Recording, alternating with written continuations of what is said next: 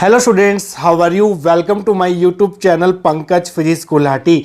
Students, आपको इस channel पर ना केवल graduation and post graduation physics के टॉपिक्स की सबसे आसान एक्सप्लेनेशन देखने को मिलती है, बल्कि आपको साथ के साथ ये भी बताया जाता है कि आपको एग्ज़ाम में क्या और कैसे लिख के आना है, ताकि आप सिर्फ एक वीडियो देख के ही अपने नोट्स बना सकें और एग्ज़ाम्स में बहुत अच्छे मार्क्स ला सकें। तो स्टूडेंट्स, आज इस चैनल को सब्सक्राइब कीजिए और पाइए नोटिफिकेशन मेरी नई वीडियो का सबसे पहले। इसी कैटेगरी में आगे बढ़ते हुए आज हम बात करेंगे BSc honours physics semester 6 solid state physics unit 4 के एक और इम्पॉर्टेंट टॉपिक के बारे में, जिसका नाम है क्वांटम थ्योरी ऑफ पैरामैग्नेटिज्म। देखिए स्टूडेंट्स, आप सब जानते हैं कि कोई भी एटम जो होता है वो मैग्नेटिक डायपोल की तरह बिहेव करता है और हर एटम के साथ एक मैग्नेटिक डायपोल मोमेंट जो है वो एसोसिएटेड होता है। किसी भी पैरामैग्नेटिक सब्सटेंस के अंदर जो एटम्स होते हैं, जो उनके मैग्नेटिक डायपोल मोमेंट्स होते हैं, वो इन the absence of magnetic field randomly oriented रहते हैं। जैसा कि आप यहाँ पर देख सकते हैं कि पैरामैग्नेटिक सब्सटेंस के एटम्स के जो मैग्नेटिक डायपोल मोमेंट्स हैं वो रैंडमली ओरिएंटेड है जब कोई भी मैग्नेटिक फील्ड अप्लाई नहीं किया होगा। तो स्टूडेंट्स, इनके मैग्नेटिक डायपोल मोमेंट जो हैं वो एक दूसरे को कैंसल आउट कर देते हैं, जिसकी वजह से जो नेट मैग्नेटिज्म होता है किसी भी पैरामैग्नेटिक सब्सटेंस का इन the absence of magnetic field वो जीरो होता है। बट जैसे ही आप पैरामैग्नेटिक सब्सटेंस को किसी एक्सटर्नल मैग्नेटिक फील्ड में रखते हैं तो इनके जो डायपोल मोमेंट्स होते हैं एटम्स के, वो मैग्नेटिक फील्ड की डायरेक्शन में अलाइन होना शुरू हो जाते हैं, जिसकी वजह से पैरामैग्नेटिक सब्सटेंस के अंदर नेट मैग्नेटाइजेशन आ जाता है।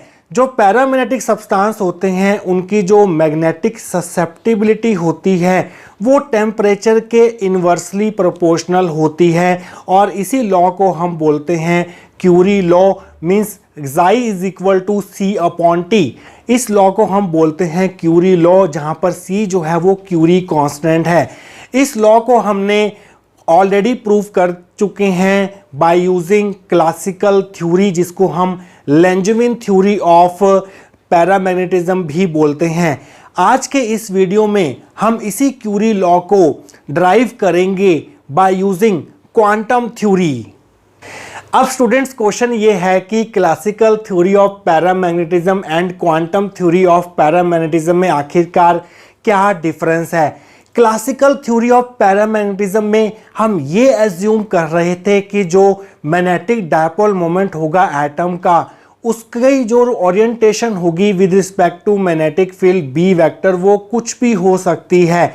बट क्वांटम मैकेनिक्स में स्टूडेंट्स हर चीज़ जो है वो क्वांटाइज्ड होती है, तो यहाँ पर जो ओरिएंटेशन होगा magnetic dipole moment of atom का with respect to magnetic field B vector, वो क्वांटाइज्ड होगा। इसी चीज़ को बेस मानते हुए आज का टॉपिक जो है क्वांटम थ्योरी ऑफ पैरामैग्नेटिज्म, उसको हम स्टार्ट करेंगे और इन द एंड हम क्यूरी लॉ जो कि होता है Xi is equal to C/T, उसको भी हम डराइव करेंगे। तो स्टूडेंट्स, आइए देखते हैं कि अगर एक क्वेश्चन आपको एग्जाम में पूछा जाता है तो आप इसको स्टार्ट कहाँ से करके आएंगे। आइए अब वो देख लेते हैं। The classical theory assumes that the permanent magnetic dipole moment mu vector of an atom can possess any orientation with respect to applied magnetic field B vector। Classical theory हमें ये कहती है कि हर एटम के साथ एक मैग्नेटिक डायपोल मोमेंट एसोसिएटेड होता है और क्लासिकल थ्योरी के अकॉर्डिंग ये जो मैग्नेटिक डायपोल मोमेंट होगा म्यू वेक्टर, वो कोई भी ओरिएंटेशन ले सकता है with respect to applied magnetic field B vector. But according to quantum theory, mu vector can only have finite set of orientations with respect to applied B vector। But quantum theory हमें ये कहती है कि जो magnetic dipole moment होगा atom का mu vector, वो quantized होगा, उसकी ओरिएंटेशंस क्वांटाइज्ड होंगी और वो सिर्फ कुछ ही ओरिएंटेशन जो है वो ले सकता है with respect to applied magnetic field B vector. The magnetic dipole moment mu vector of an atom is given by, किसी भी एटम का जो मैग्नेटिक डायपोल मोमेंट होता है म्यू वेक्टर, उसका जो एक्सप्रेशन होता है वो कुछ इस प्रकार से होता है, mu vector is equal to minus g mu B J vector. ये हमारी फर्स्ट इक्वेशन होगी, जहां पर जी जो है ये है लैंडेस जी फैक्टर, जिसको हम स्पेक्ट्रोस्कोपी में बहुत ज़्यादा यूज़ करते हैं। और जी का जो फॉर्मूला होता है वो ये होता है 1 plus J J plus 1 plus S S plus 1 minus L L plus 1 divided by 2 J J plus 1, जहाँ पर जे जो है वो है total angular quantum number, L जो है वो है ऑर्बिटल क्वांटम नंबर, और एस जो है वो है स्पिन क्वांटम नंबर, और जे जो होता है वो orbital quantum number and spin quantum number का सम होता है। और यहाँ पर म्यू बी जो है वो है बोहर मैग्नेट्रॉन, जिसकी वैल्यू होती है E H cut by 2m। ई यहाँ पर चार्ज ऑन इलेक्ट्रॉन है, एच कट जो है वो h अपॉन 2 पाई है, m जो है वो मास ऑफ इलेक्ट्रॉन है। तो स्टूडेंट्स ये होगी फर्स्ट इक्वेशन, ये होगी हमारी सेकंड इक्वेशन। इन्हीं दो इक्वेशंस को आगे यूज करते हुए हम आगे की डेरिवेशन प्रोसीड करेंगे आने वाले सेक्शंस के अंदर। तो स्टूडेंट्स आइए आगे बढ़ते हैं। पिछले सेक्शन में हमने फर्स्ट और सेकंड इक्वेशन लिख ली थी। अगर आप किसी मैग्नेटिक डायपोल को किसी uniform magnetic field B vector में प्लेस करते हैं तो उस मैग्नेटिक डायपोल के अंदर कितनी पोटेंशियल एनर्जी स्टोर हो जाती है, इसको आप ड्राइव करते हैं क्लास 12th के अंदर। तो वो पोटेंशियल एनर्जी का एक्सप्रेशन हम यहाँ पर यूज़ करेंगे। तो आप लिखेंगे the potential energy of a magnetic dipole in a uniform magnetic field B vector is given by. जब आप किसी मैग्नेटिक डायपोल को किसी uniform magnetic field B vector में रखते हैं तो वो अपने अंदर पोटेंशियल एनर्जी स्टोर कर लेता है, और उस पोटेंशियल एनर्जी को हम डिनोट करते हैं यू से, और वो होता है minus mu vector dot B vector, जहाँ पर म्यू वेक्टर है मैग्नेटिक डायपोल मोमेंट। तो जब आप डॉट प्रोडक्ट खोलेंगे तो आपको मिलेगा u is equal to minus mu B cos theta. ये हमारी थर्ड इक्वेशन होगी। डॉट खोल के यहाँ पर आपको कॉस थीटा लिखना होता है और यहाँ से वेक्टर साइन जो है वो हटाने होते हैं। अब हमें म्यू की वैल्यू पता है, म्यू की वैल्यू ये है, तो यहाँ पर हम म्यू की वैल्यू पुट करेंगे। तो आप लिखेंगे using 1 in 3 we get u is equal to mu की जो वैल्यू है वो है हमारे पास g minus g mu B, साथ में है j। अब यहाँ पर वेक्टर नहीं है म्यू के ऊपर, तो यहाँ पर j के ऊपर आपको वेक्टर नहीं लिखना। जब यहाँ पर वैल्यू पुट करेंगे आप b cos theta, minus minus हो जाएगा प्लस, इसको आप ऐसे लिख सकते हैं g म्यू b और j cos थीटा को आप एक साथ लिख सकते हैं। ऐसा क्यों लिखा हमने अभी आपको पता चल जाएगा। तो स्टूडेंट्स मान लीजिए कि जो आपका टोटल एंगुलर मोमेंटम है किसी भी एटम का j वेक्टर, अभी टोटल एंगुलर मोमेंटम क्या होता है। देखिए स्टूडेंट्स, किसी भी एटम के अंदर जो इलेक्ट्रॉन होता है वो ना केवल ऑर्बिटल मोशन एग्जीक्यूट करता है, ना केवल न्यूक्लियस के चारों तरफ अपने ऑर्बिट में रिवॉल्व करता है, साथ के साथ वो अपनी एक्सिस के अबाउट भी रोटेट करता है। तो इलेक्ट्रॉन के पास दो तरह के मोशन होते हैं, एक होता है orbital motion around the nucleus और एक होता है spin motion about its own axis, जैसा कि हमारा अर्थ का मोशन होता है अराउंड द सन। अर्थ ना केवल सन के चारों तरफ रिवॉल्व करती है, साथ के साथ वो अपनी एक्सिस के अबाउट रोटेट भी करती है। तो इलेक्ट्रॉन के ऑर्बिटल मोशन के कारण उसके अंदर जो एंगुलर मोमेंटम आता है उसको हम एल वेक्टर से डिनोट करते हैं, और इलेक्ट्रॉन के अपनी एक्सिस के अबाउट स्पिन करने के कारण जो उसके अंदर एंगुलर मोमेंटम आता है उसको हम डिनोट करते हैं एस वेक्टर से, जिसको हम बोलते हैं स्पिन एंगुलर मोमेंटम।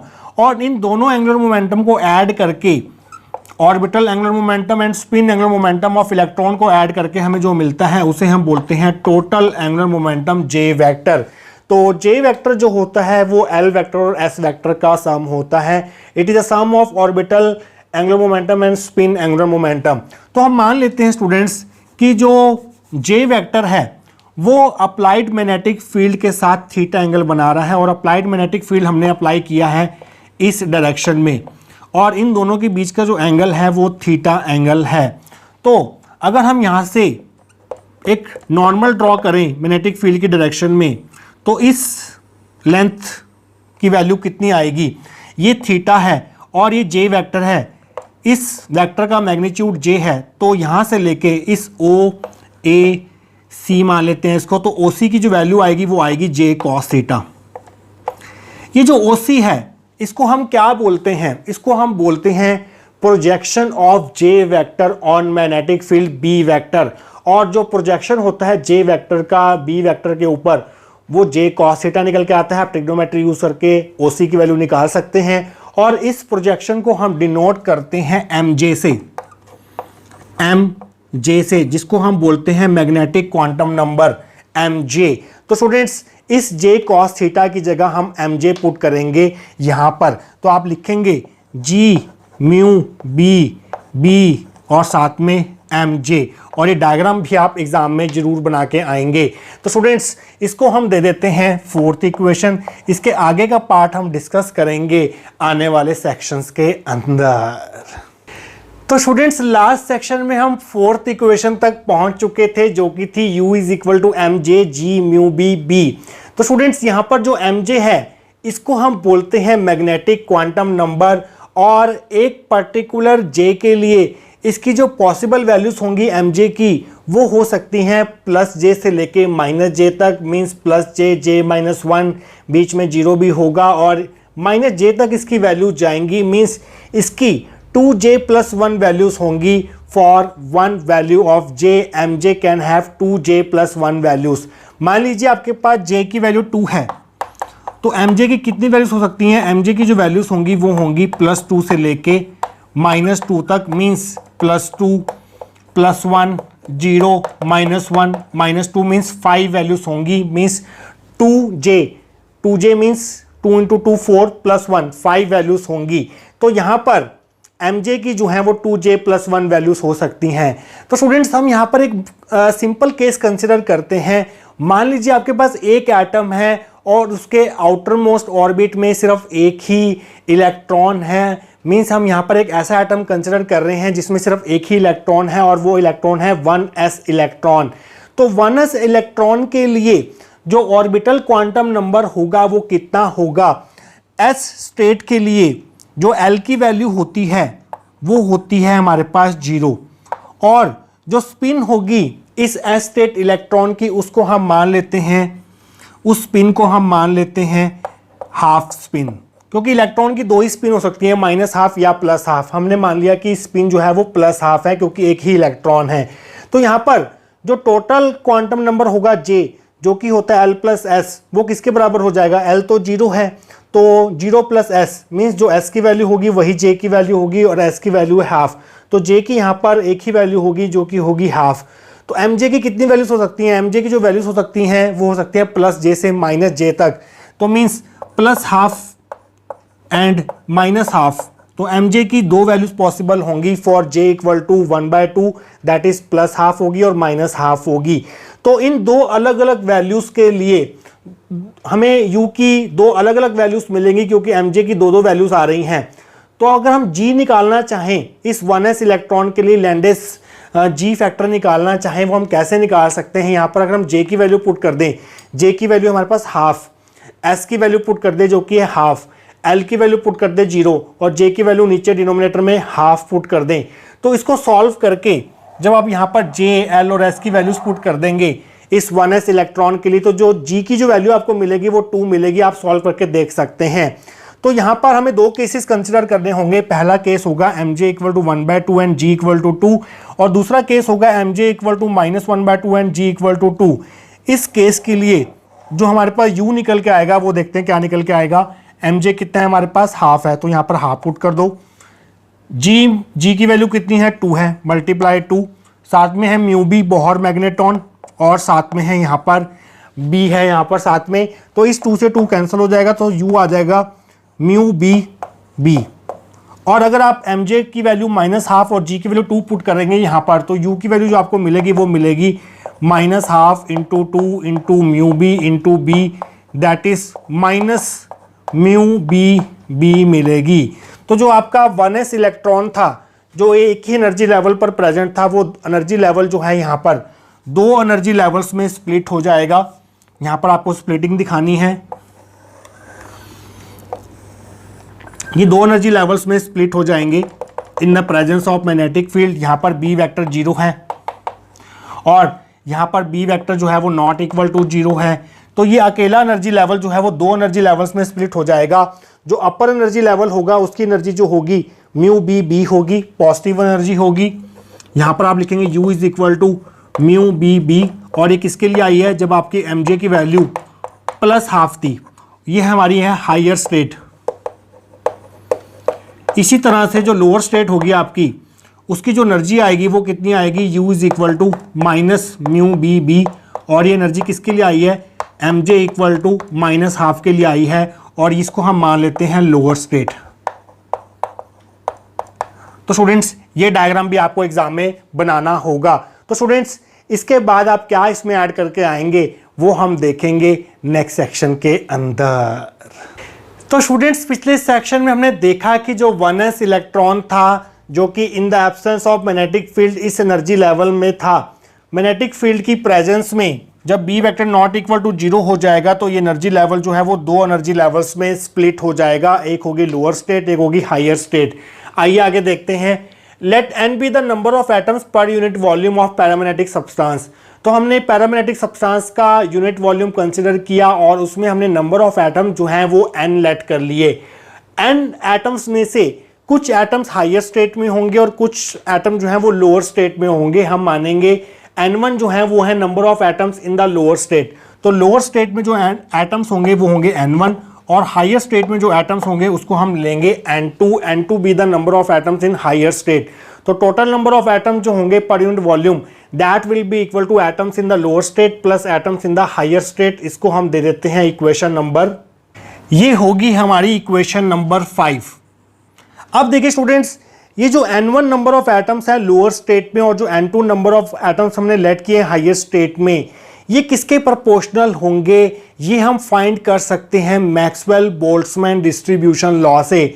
हमें मैक्सवेल बोल्ट्जमैन डिस्ट्रीब्यूशन लॉ क्या कहता है, according to Maxwell Boltzmann law जो नंबर ऑफ एटम्स होंगे लोअर स्टेट में that will be directly proportional to e⁻⁻u by kt, जहां पर k बोल्ट्जमैन कांस्टेंट है और u जो है वो इस लोअर स्टेट की एनर्जी है, और इस लोअर स्टेट की एनर्जी कितनी है, वो है हमारे पास माइनस म्यू बी बी है।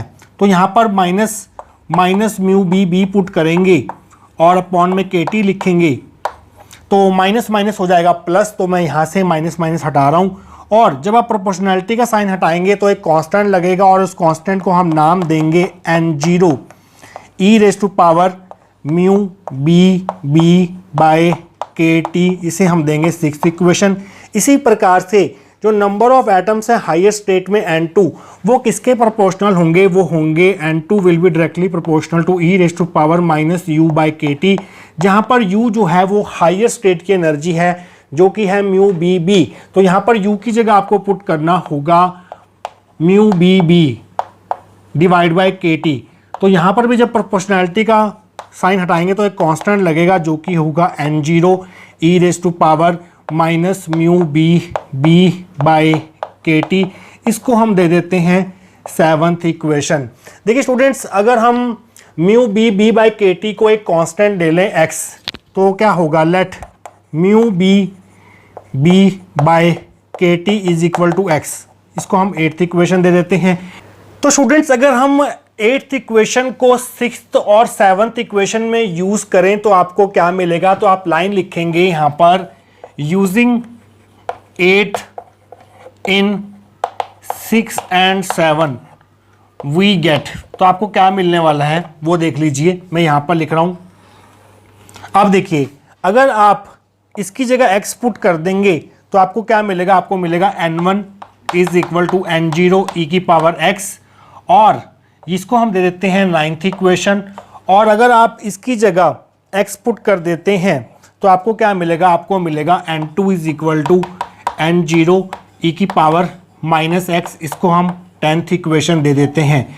तो इस n1 n2 की वैल्यूज़ को जो कि x की टर्म्स में हमने निकाली हैं उनको हम पुट करेंगे 5th इक्वेशन में, और आगे के स्टेप्स भी देखेंगे आने वाले सेक्शंस के अंदर।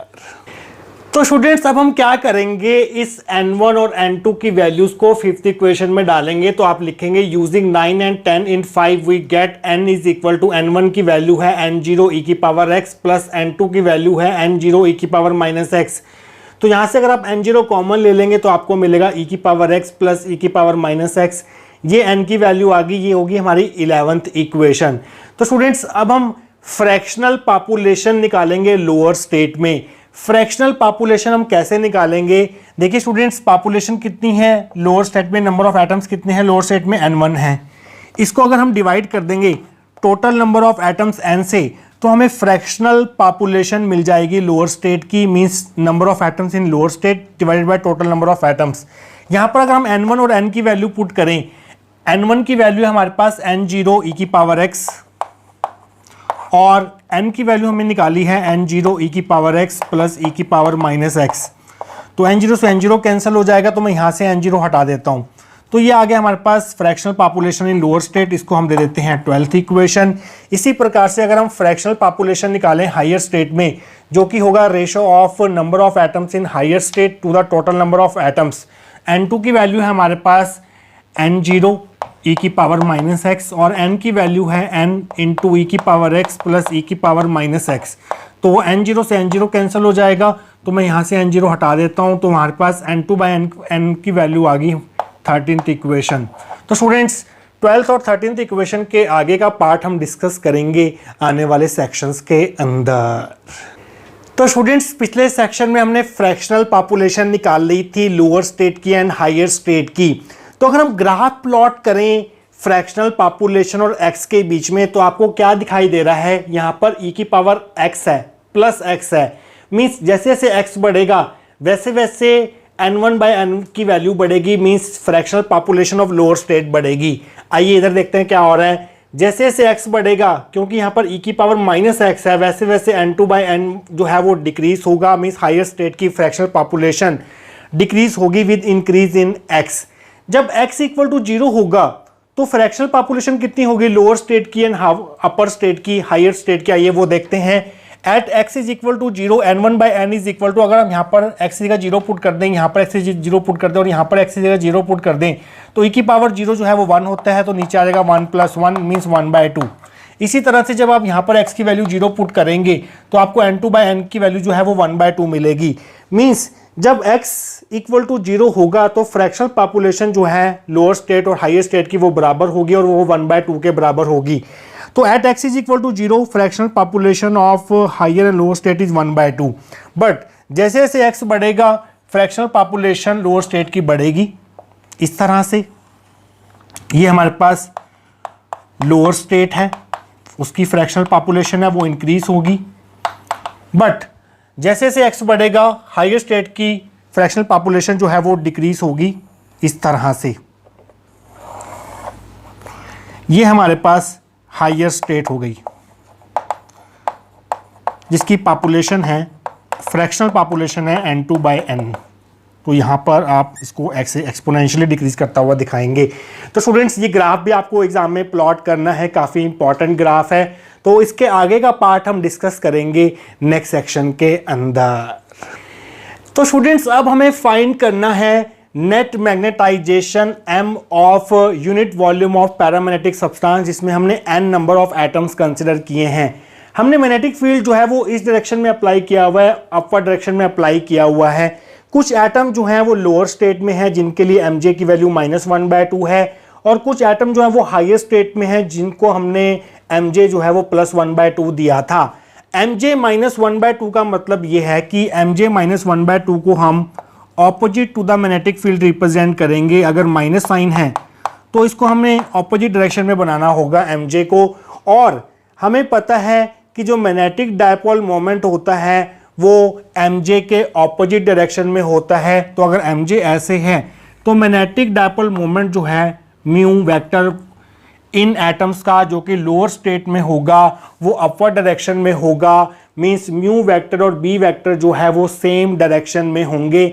मींस इन एटम्स के जो हमारे मैग्नेटिक डायपोल मोमेंट्स होंगे वो बी वेक्टर के अलोंग अलाइन होंगे, और इनकी संख्या जो है वो n1 है। तो यहाँ पर आपको लिखना होगा n1 इंटू म्यू वेक्टर, यहाँ पर प्लस साइन लिया है हमने क्योंकि ये दोनों जो हैं वो सेम डायरेक्शन में हैं।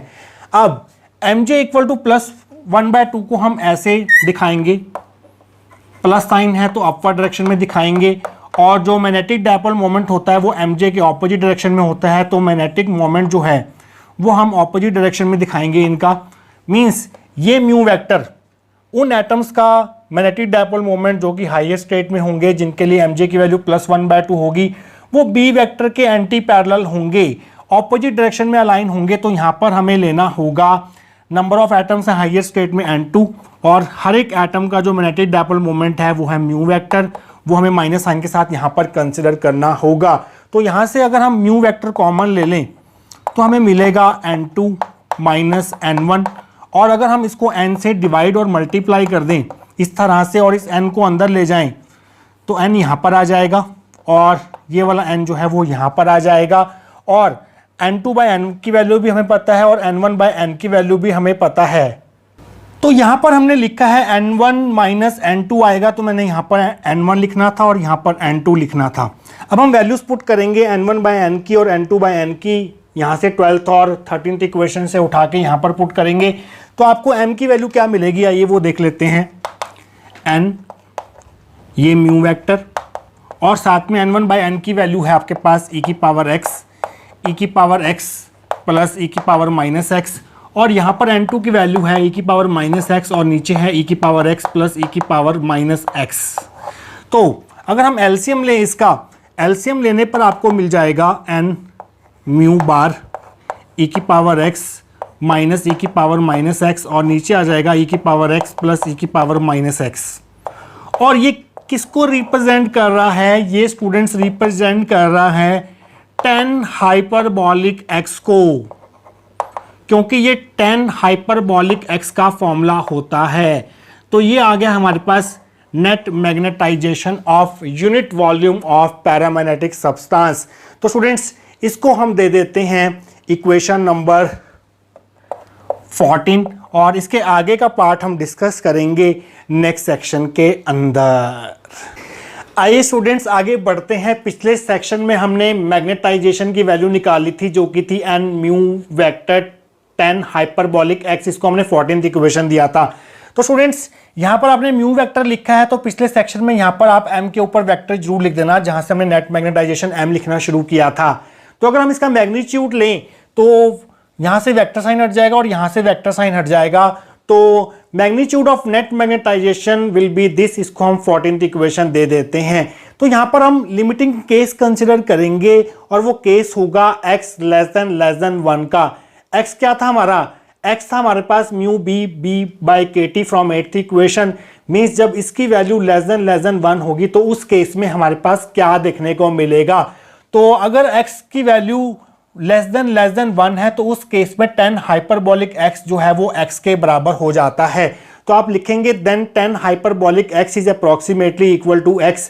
तो इस केस में आपको 10 हाइपरबॉलिक x की जगह x पुट करना होगा, तो आपको मिलेगा using 15 in 14 we get m is equal to n mu. यहाँ पर 10 हाइपरबॉलिक x की जगह आपने x पुट कर देना है। तो स्टूडेंट्स यहाँ पर आपको क्या करना होगा, म्यू को रिप्लेस करना होगा म्यू बी से। अब ये कैसे हुआ, देखिए स्टूडेंट्स हम केस कंसिडर कर रहे थे 1s इलेक्ट्रॉन का केस। जितनी भी हमने डेरिवेशन की है उस एटम के लिए की है जिसमें सिर्फ एक ही इलेक्ट्रॉन था और वो इलेक्ट्रॉन था 1s electron.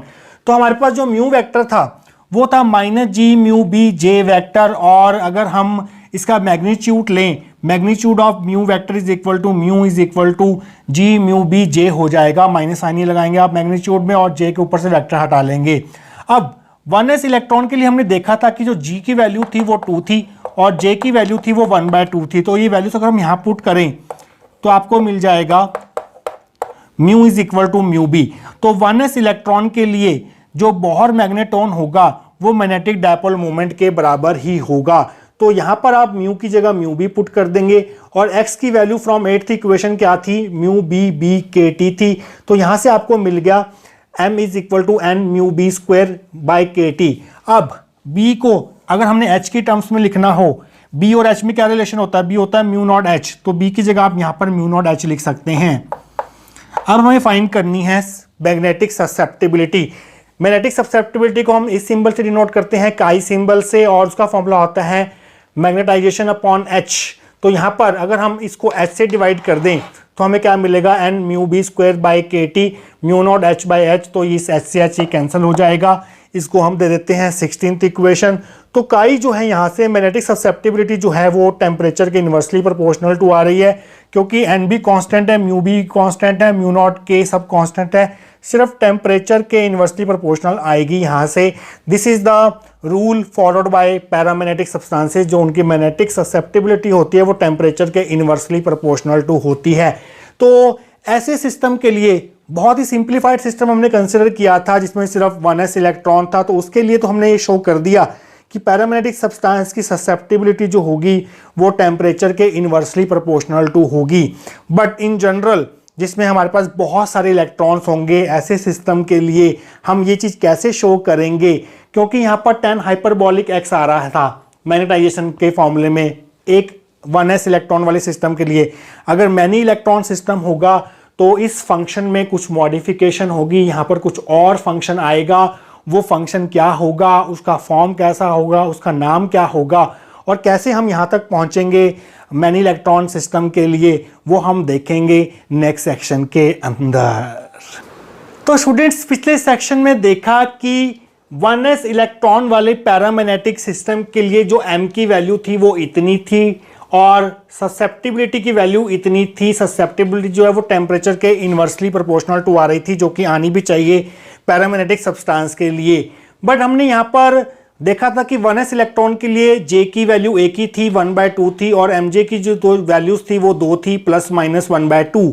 But in general किसी भी सिस्टम के लिए एक पर्टिकुलर वैल्यू ऑफ j के लिए mj की कितनी वैल्यूज होती हैं, 2j + 1 वैल्यूज होती हैं। तो यहाँ पर जो हमारा एनर्जी लेवल्स की स्प्लिटिंग होगी वो हमें 2j + 1 एनर्जी लेवल जो हैं वो मिलेंगे। एक एनर्जी लेवल जो है वो 2j + 1 एनर्जी लेवल्स में स्प्लिट होगा, जबकि इस केस में सिर्फ 2 ही एनर्जी लेवल्स में स्प्लिटिंग हो रही थी। तो इस केस में यहाँ पर हमें 10 हाइपरबॉलिक x नहीं मिलेगा, यहाँ पर कोई और फंक्शन मिलेगा। आइए देखते हैं कौन सा फंक्शन होगा वो।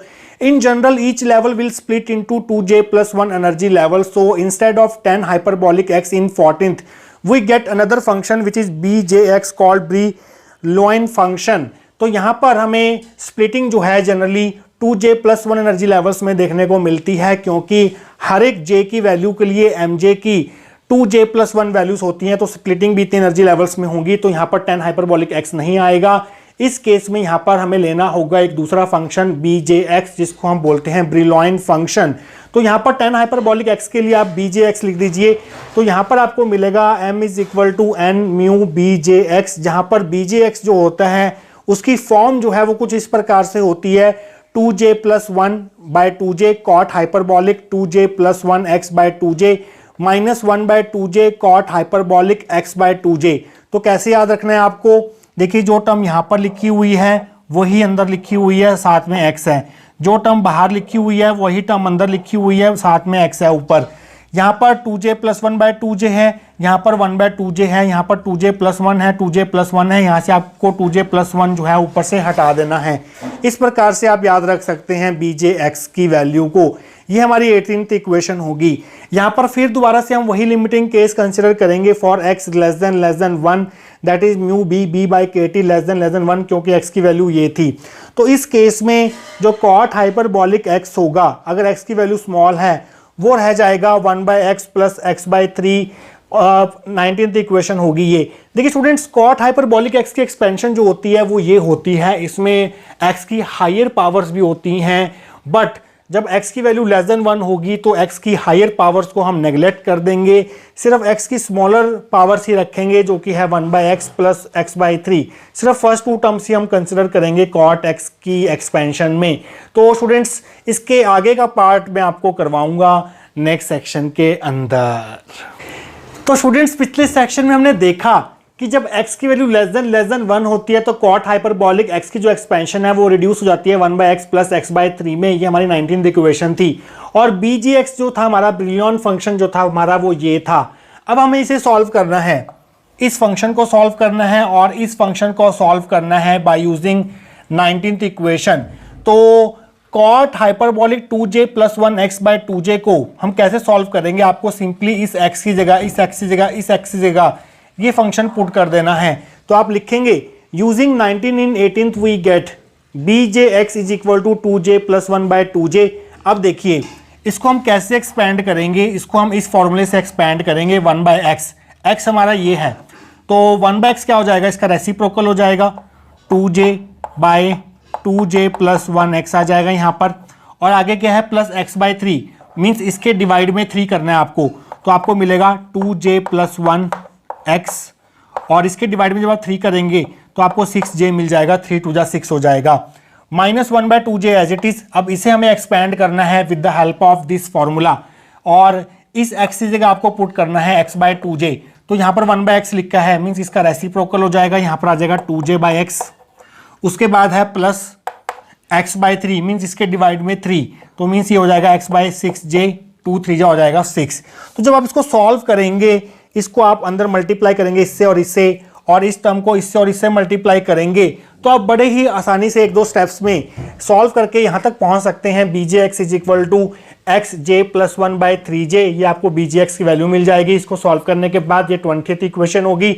इस bjx की वैल्यू को आप यहाँ पर पुट कर दीजिए, तो आपको मिलेगा using 20 in 17 we get m is equal to n mu, और bjx की वैल्यू आपने निकाली है x j plus 1 by 3j, और x की वैल्यू आपको पुट करनी होगी। x हमारा क्या था, x हमारा था म्यू b बाय के टी, तो यहाँ पुट कर दीजिए, तो आपको क्या मिलेगा n म्यू, और यहाँ पर है x, और यहाँ पर है j प्लस 1, और नीचे क्या है आपके पास 3j।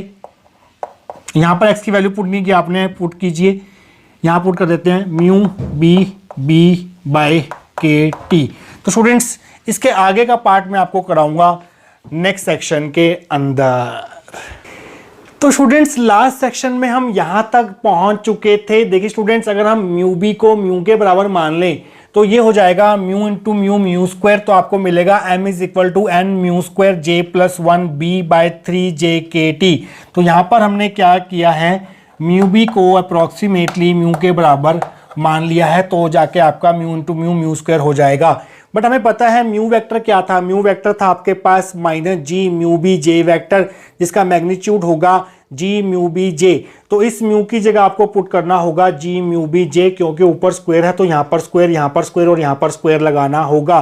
तो स्टूडेंट्स यहाँ पर देखिए एक जे से एक जे जो है वो कैंसिल हो जाएगा, आपको मिलेगा m is equal to n b square, यहाँ पर साथ में क्या है sorry n b mu B square by 3 k T है, और साथ में जी स्क्वायर को इसके साथ लिखिए जे इंटू जे प्लस 1 के साथ लिखिए, क्योंकि ये चीज़ जो है वो एक टर्म को रिप्रेजेंट कर रही है और वो टर्म है पी स्क्वायर। अब पी स्क्वायर क्या है यहाँ पर अभी हम बात करते हैं इसके बारे में। M is equal to n b mu B square 3 k T P square, जहाँ पर पी स्क्वायर को हमने पुट किया है जी स्क्वायर जे जे प्लस 1, और p की वैल्यू यहाँ से आ जाएगी जी स्क्वायर रूट जे जे प्लस 1। इसको हम बोलते हैं इफेक्टिव नंबर ऑफ बोहर मैग्नेटॉन्स। ये चीज़ आपको याद रखनी है कि p की जो वैल्यू होती है वो इसके बराबर होती है, तो इसकी जगह हम p स्क्वायर पुट कर देंगे।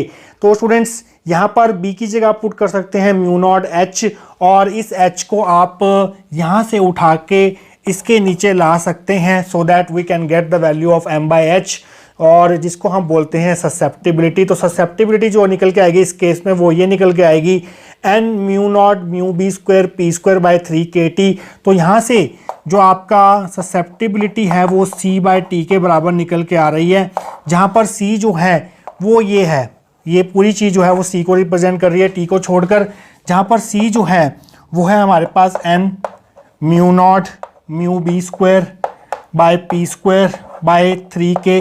इसको हम बोलते हैं क्यूरी कांस्टेंट, क्यूरी कांस्टेंट,